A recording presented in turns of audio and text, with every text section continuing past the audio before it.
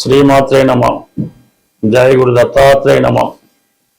ఈ వీడియోలో మనం సింహరాశి వారికి ఏప్రిల్ నెల మాస ఫలితాలు పరిశీలించే ప్రయత్నం చేద్దాం.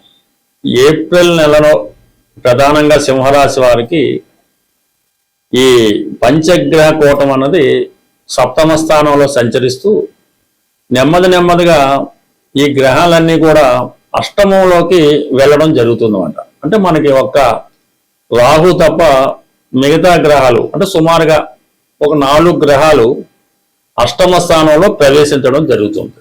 ఇందులో ఆల్రెడీ మనకి ఈ నెల ప్రారంభం నుంచి 15వ తారీఖు వరకు అష్టమ స్థానంలో రవి సంచరిస్తూ అక్కడ ఉన్నటువంటి శని భగవానుడితో కలిసి సంచరించడం జరుగుతుంది.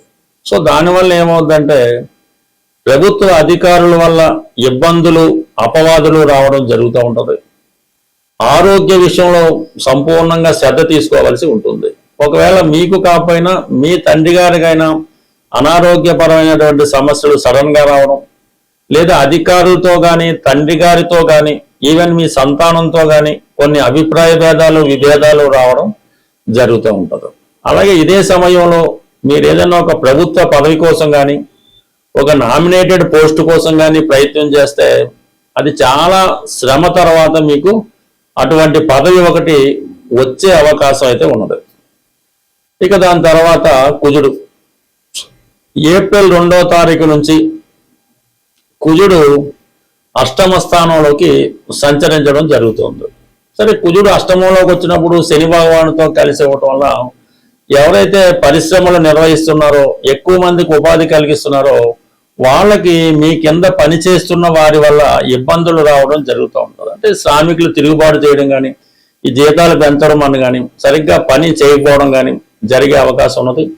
అలాగే మీరు కొంత అధికార హోదాతో ప్రదర్శించడం వల్ల వాళ్ళు కొంతవరకు మిమ్మల్ని అన్పాపులర్ చేయడం జరుగుతూ ఉంటుంది. ఎందుకంటే ఇక్కడ అష్టమ శని అలాగే అష్టమ కుజుడు ఈ రెండు కూడా వృత్తిపరమైన ఇబ్బందులు రావడం జరుగుతూ ఉంటుంది. అలాగే మీరు ఈ సమయంలో ఏదైనా ఒక బ్యాంకు రుణం కోసం ప్రయత్నం చేసినా, కొత్తగా ఏదైనా ప్రారంభించాలనుకున్నా చాలా ఇబ్బందులు శ్రమతో కూడుకొని రావడం జరుగుతుంటుంది. ప్రధానంగా వైవాహిక జీవితంలో కూడా అంటే భార్యాభర్తల మధ్య విభేదాలు రావచ్చు, భార్యాభర్తల్లో ఎవరికైనా హెల్త్ పరమైన ఇబ్బందులు రావడం జరిగే అవకాశం ఉంది. అంటే సాధారణంగా కుజుడు భర్తకారకుడు కాబట్టి మీరు స్త్రీ అయి ఉంటే మీ భర్త గారికి సడన్ గా హెల్త్ ప్రాబ్లం రావడం కానీ, లేదా ఉద్యోగపరమైన ఇబ్బందులు రావడం కానీ, కొన్ని అనుకోని చికాకులు రావడం, ఈ భార్యాభర్తల మధ్య విభేదాలు లాంటివి కూడా రావడం జరుగుతూ ఉంటుంది. సాధారణంగా మీరు ఎవరితో కలిసి వ్యవహారం చేస్తారో ఈ పార్ట్నర్స్ వల్ల వాళ్ళ వల్ల కూడా కొన్ని నష్టాలు కొన్ని చికాకులు కూడా వచ్చే అవకాశం ఉన్నది. ఇక ప్రధానంగా బుధుడు ఒక విధంగా ధనాధిపతిగా ఏప్రిల్ 9వ తారీఖున అష్టమ స్థానంలో ప్రవేశించడం జరుగుతుంది. ఇది ఒక విధంగా మీకు ఆర్థిక పరంగా కొంత సడన్ ఇన్కమ్ రావడం జరుగుతూ ఉంటుంది.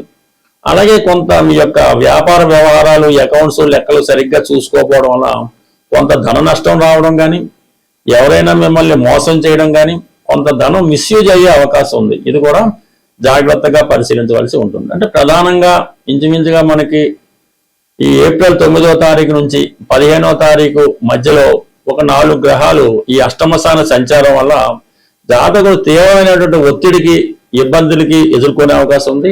ఎక్కువ శాతం ప్రభుత్వ ఉద్యోగులకు కానీ, ప్రైవేటు సంస్థల్లో పెద్ద ఉద్యోగాలు చేస్తున్న వారికి పదవీ గండం లాంటిది కూడా రావచ్చు. సడన్ గా ఉద్యోగం పోవడం కానీ, ఉద్యోగపరమైన ఇబ్బందులు రావడం కానీ, లేదంటే ఉద్యోగపరంగా మీకేమైనా ప్రమాదాలు లాంటివి రావడం కానీ, ఇవన్నీ కూడా ఈ సమయంలో జరిగే అవకాశం ఉంది. కాబట్టి జాగ్రత్తగా నిర్వహించవలసి ఉంటుంది. బట్ ఏదైనా ఈ రాశి వారికి లాభస్థానంలో గురుగ్రహం ఎటువంటి సమస్య అయినా చివరి నిమిషంలో మీకు అనుకూలంగా మారడం జరుగుతూ ఉంటుంది. అలాగే దైవ బలం వల్ల మీరు చాలా సమస్యల్ని పరిష్కరించుకుంటూ ఉంటారు. ఎవరో ఒకరు మీకు అండగా ఉండి మీకు ఎదురయ్యే ప్రతి సమస్యని మీ దాకా రాకుండా వాళ్ళే పరిష్కరించడం జరుగుతూ ఉంటారు. ఇంకా రాశి అందు ఉన్నటువంటి కేతు గ్రహం కూడా మీరు ఆధ్యాత్మికంగా కొంత ఎక్కువ పుణ్యక్షేత్రాలు దర్శిద్దామని ఆలోచన వస్తూ ఉంటుంది. అసలు పనులన్నీ పక్కన పెట్టి వేరే కార్యక్రమాల మీద ఎక్కువగా ఇంట్రెస్ట్ చూపించడం జరుగుతూ ఉంటుంది. బట్ ఏదైనా కూడా ఈ సింహరాశి వారు వృత్తిపరంగా ఎక్కువ ఇంట్రెస్ట్ పెట్టవలసి ఉంటుంది. ప్రతి ఒక్కరిని కూడా టేక్ ఇట్ ఈజీగా తీసుకుంటా మీ దగ్గర పనిచేస్తున్నటువంటి ప్రతి ఎంప్లాయీ చిన్నవాడు కానీ పెద్దవాడు కానీ ప్రతి ఒక్కరి మీద ఒక ప్రత్యేకమైన దృష్టి మీరు కంపల్సరిగా పెట్టవలసి ఉంటుంది. బట్ ఏదైనా ఈ రాశి వారు ఈ అష్టమంలో ఉన్నటువంటి కుజ శనిగ్రహాలకి తప్పనిసరిగా పరిహారం చేసుకుంటే కొంత మంచిది. మనకి ఏప్రిల్ నెల 2వ తారీఖున శ్రీరామనవమి రావడం జరుగుతుంది. ప్రధానంగా ఎవరికైతే వివాహం ఆలస్యం అవుతుందో, అలాగే వివాహ సంబంధాలు వచ్చి మిస్ అవ్వడం, ఈ విధంగా వివాహం కొరకు అబ్బాయిలైనా అమ్మాయిలైనా వివాహం కొరకు ఎదురు చూస్తున్న వారికి ఈ శ్రీరామ నవమి చాలా ఇంపార్టెంట్తో కూడుకున్నది. కంపల్సరిగా ఆ రోజు మీరు శుభ్రంగా తలకు స్నానం చేసి కొత్త బట్టలు ధరించి ఈ శ్రీరామనవమి కళ్యాణం భద్రాచలంలో జరుగుతున్నా పర్లేదు, మీ ఊళ్ళో ఎక్కడ జరిగినా సరే ఆ కళ్యాణంలో 100కి 100 రూపాయలు పూర్తి అయ్యేదాకా, అంటే తలంబరాలు అయ్యేదాకా ఉండి అక్కడ ఏమన్నా వాళ్ళు భోజనం అది పెడితే భోజనం చేసి చక్కగా కొన్ని తలంబరాల బియ్యం మీరు ఇంటికి తెచ్చుకొని అది మీ శిరస్సు మీద జల్లుకోవడం మంచిది.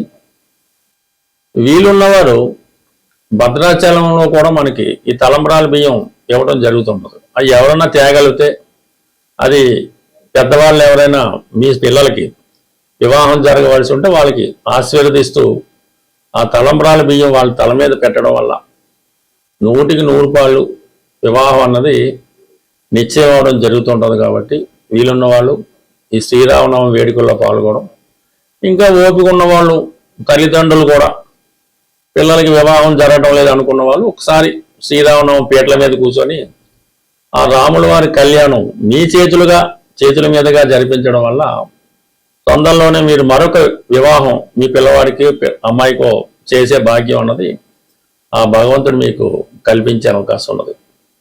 తప్పకుండా ఈ పరిహారాన్ని, అంటే పరిహారం అనగా ఇది ఒక కర్తవ్యం, ఈ కర్తవ్యంగా చేయడం వల్ల ప్రధానంగా మీ ఇంట్లో తొందరలోనే శుభకార్యం జరుగుతూ ఉంటుంది. అలాగే మనకి ఎలాగా మంచి రోజులు వచ్చాయి కాబట్టి వివాహం కొరకు ఎవరైతే ఎదురు చూస్తున్నారో వాళ్ళు ఒక 8 మంగళవారాలు పవిత్రంగా సాంప్రదాయ దుస్తులతో ఆంజనేయ స్వామి వారి ఆలయంలో తమలపాకులతో అర్చన చేపించి ఆ రోజు సంపూర్ణంగా సాత్విక ఆహారం తీసుకొని భూసైనం అంటే నేల మీద పడుకోవడం వల్ల ఆ రోజు మంగళవారం రోజు ఉపవాసం అనేది అక్కర్లేదు, లైట్ ఫుడ్ తీసుకొని హనుమాన్ చాలీసా 3 సార్లు ఉదయం మధ్యాహ్నం రాత్రి 3 సార్లు ఒకేసారి చదవడం వల్ల ఒక 8 వారాలు ఈ విధంగా ఆంజనేయ స్వామి వారి వ్రతం చేయడం వల్ల శీఘ్రంగా కళ్యాణం జరిగే అవకాశం ఉంది. బట్ ఏదైనా మరి ఈ ఏప్రిల్ నెలలో మరి మొదటిసారిగా వచ్చే, అంటే మొదటి వారంలోనే వచ్చే శ్రీరామనవమి చేయటం వల్ల కొంతమందికి అయితే మే నెలాఖరులోపు కూడా వివాహం కుదిరిన ఆశ్చర్యపోక్కర్లేదు.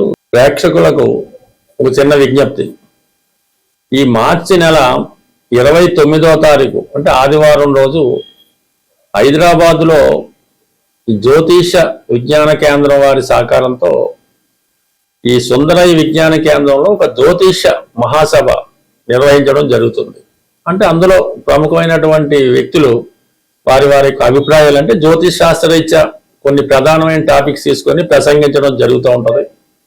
ఈ జ్యోతిష మహాసభలో పాల్గొందామని ఆసక్తి కలిగిన వాళ్ళు ఎవరైనా ఉంటే 29వ తారీఖు మీ యొక్క పేర్లు ఇవ్వడం, కానీ డైరెక్ట్గా కూడా సభకు వచ్చిన ఇబ్బంది ఏం లేదు. అయితే మరి ఆ సభకి ఎటువంటి ప్రవేశ రుసుము ఉండదు, భోజన సౌకర్యం మిగతా సౌకర్యాలు కూడా ఈ సంస్థ వారే మీకు ఉచితంగా ఏర్పాటు చేయడం జరుగుతుంది. కాబట్టి ఆసక్తి ఉన్నవాళ్ళు ఈ 29వ తారీఖు జరిగే మహాసభకు హాజరవుతూ ఉన్నవాళ్ళు కంపల్సరీగా వాళ్ళ నేమ్ ఒకటి రిజిస్టర్ చేసుకుంటే ఏర్పాట్లు చేసుకోవడానికి అనుకూలంగా ఉంటుంది. కాబట్టి కొంతవరకు సహకరిస్తారని ఆశిస్తూ స్వస్తి. ప్రేక్షకులకు ఒక చిన్న విజ్ఞప్తి, ఈ మార్చి నెల 29వ తారీఖు అంటే ఆదివారం రోజు హైదరాబాదులో జ్యోతిష విజ్ఞాన కేంద్రం వారి సహకారంతో ఈ సుందరయ్య విజ్ఞాన కేంద్రంలో ఒక జ్యోతిష మహాసభ నిర్వహించడం జరుగుతుంది. అంటే అందులో ప్రముఖమైనటువంటి వ్యక్తులు వారి అభిప్రాయాలు, అంటే జ్యోతిష్ శాస్త్రరీత్యా కొన్ని ప్రధానమైన టాపిక్స్ తీసుకొని ప్రసంగించడం జరుగుతూ ఉంటుంది. ఈ జ్యోతిష మహాసభలో పాల్గొందామని ఆసక్తి కలిగిన వాళ్ళు ఎవరైనా ఉంటే 29వ తారీఖు మీ యొక్క పేర్లు ఇవ్వడం కానీ డైరెక్ట్గా కూడా సభకు వచ్చిన ఇబ్బంది ఏం లేదు. అయితే మరి ఆ సభకి ఎటువంటి ప్రవేశ రుసుము ఉండదు. భోజన సౌకర్యం మిగతా సౌకర్యాలు కూడా ఈ సంస్థ వారే మీకు ఉచితంగా ఏర్పాటు చేయడం జరుగుతుంది. కాబట్టి ఆసక్తి ఉన్నవాళ్ళు ఈ 29వ తారీఖు జరిగే మహాసభకు హాజరవుతూ ఉన్నవాళ్ళు కంపల్సరీగా వాళ్ళ నేమ్ ఒకటి రిజిస్టర్ చేసుకుంటే ఏర్పాట్లు చేసుకోవడానికి అనుకూలంగా ఉంటుంది. కాబట్టి కొంతవరకు సహకరిస్తారని ఆశిస్తూ స్వస్తి.